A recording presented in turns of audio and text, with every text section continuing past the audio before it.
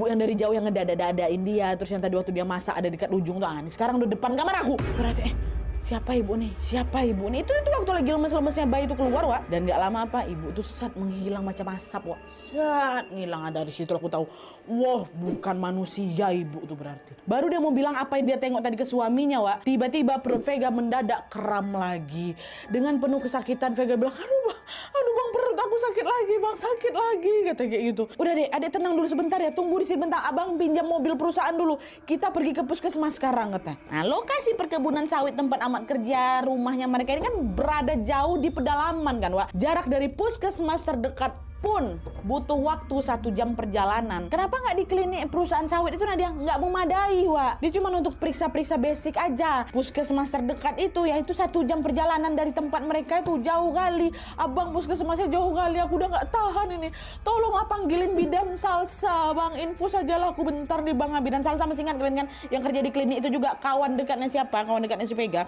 Tolonglah panggil aja bidan salsa, katanya. Tadi abang udah nyari bidan salsa, udah abang temuin dia di klinik, nggak ada dia, waktu kamu pingsan tadi tuh abang udah kesana, nggak ada. Udah sekarang kamu tahan bentar ya dek ya, abang sambil cari mobil, katanya.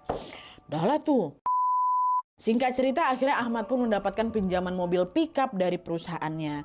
Dan pada saat itu ada juga di salah satu karyawan perusahaan namanya Pak Roji yang berkenan mengantarkan Ahmad dan Vega ke puskesmas yang 1 jam jauh kali tadi tuh.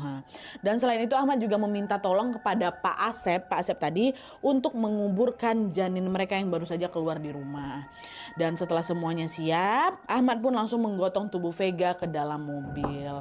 Pada saat masuk ke dalam mobil, Vega ini sengaja diposisikan berbaring dengan kepalanya berada di pangkuan Ahmad. Lalu di posisi itu Vega balik lagi nengok ada ibu-ibu yang tadi tuh muncul lagi di sana. Dan kali ini memang bukan manusia deh, Wak. Dia posisinya ngintip, mobil tuh berjalan tapi dia ngintip di jendela tuh.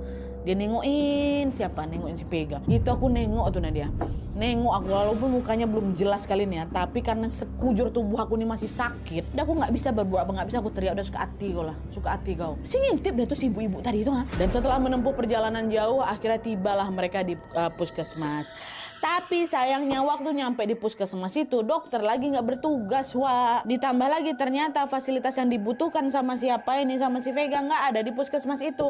Akhirnya Vega pun harus dirujuk lagi ke puskesmas lain yang lebih besar lagi. Ini gue bilang perjuangan dia nih, Wak, ya Allah sedih kali ini belum apa-apa nih. Ini ada dari jarak puskesmas satu ke puskesmas yang berikutnya itu 3 jam perjalanan tuh kalian. Tadi 1 jam, atau mau ke sana lagi tuh Nadia 3 jam perjalanan. Nah, melihat kondisi istri yang kesakitan dan jarak puskesmas berikutnya juga sangat-sangat jauh, akhirnya di sana Ahmad memutuskan buat balik lagi ke rumah, ngambil baju-baju sama keperluan lainnya si Vega.